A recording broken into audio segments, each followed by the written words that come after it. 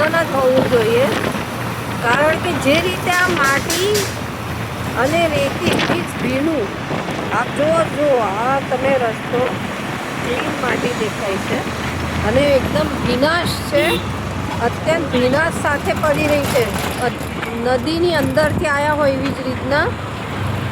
અને કોઈ પણ ટુ વ્હીલર તો ચોક્કસ આમાં બહુ જ ખરાબ રીતે લપસી પણ શકે છે. હાઈવે પર આ જુઓ, ટુ વ્હીલર બહુ જ ખરાબ રીતે આમાં લપસી શકે છે.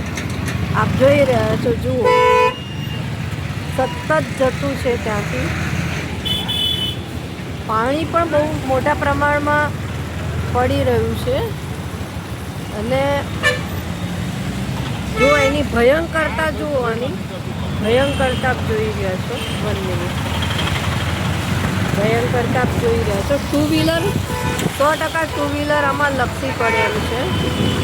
ટુ વ્હીલર આમાં લપસી પડે એમ છે. આમાં બિલકુલ આપ જોઈ રહ્યા છો. આ જો ટુ વ્હીલર વાળાનું માથું ફૂટે, કદાચ એક્સિડન્ટ થાય તો જો આ સરકાર તો હપ્તામાં જ છે,